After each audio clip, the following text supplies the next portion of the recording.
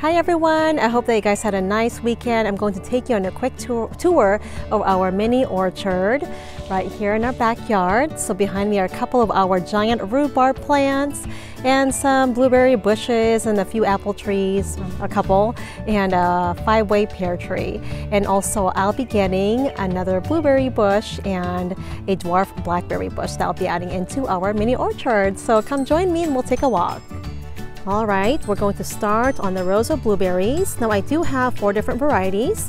You need at least 2 different varieties of blueberries so that way they can cross-pollinate, so they can bear fruit for you. So this one here is Duke blueberries. So a lot of them are already turning into little baby green blueberries. Right next to it is called Chippewa blueberries. This is an earlier bearing variety. So it looks like all the flowers already are all turning into fruits. And this one here is called Blue Jay. So this is a nice size one. This is doing really well for me. Lots of flowers as well. Now unfortunately these 2 are very puny. I think this is called Top Hat blueberry, so it is a small variety. Great for container gardening. They don't get that big. There are some fruit or some berries there, however.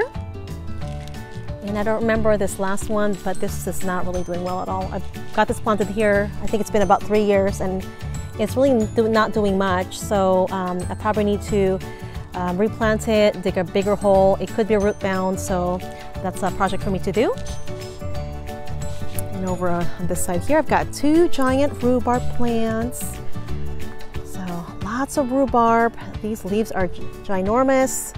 I don't know if you've seen the rhubarb harvest I had in the past. I'll post a picture in this video so you can see how big the leaves are. And we're gonna move over here to the left. These are our apple trees. I think this is Fuji, another Fuji, and 5-way pear tree. Now unfortunately, a lot of the flowers fell off, and also we've had a family of deer come to our mini orchard and I caught them eating the flowers. So beautiful animals, but unfortunately, you know, they might eat my garden this year. I hope not. I've only seen them twice the past year, so hopefully they don't come back and devour my garden when I'm not home.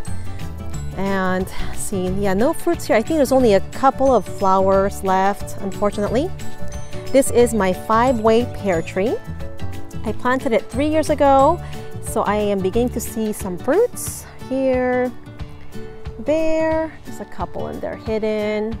So there's 5 different varieties on this tree, which is really neat. I think it's Bartlett, Summer Crisp, Anjou, and I can't remember the other ones.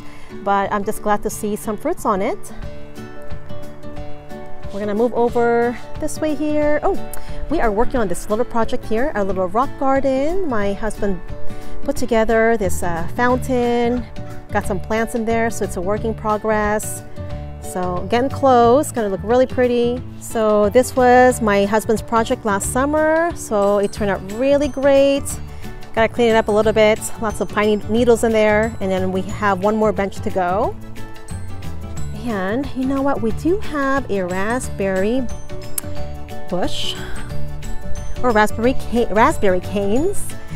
So I planted these about 3 years ago. So they are doing quite well. Lots of young plants sprouting every year. So when you grow raspberries, they will put out these canes or runners, just like blackberries, and you'll get more plants that way.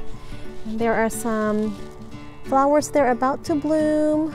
So we actually get a nice amount of harvest from these bushes. So, and they're fairly easy to grow. I have them here. I think they get about 6 hours of sunlight, so about part shade, and they propagate really well. So I think you probably just need to get 1 plant, plant it in the ground, and you'll get a lot more.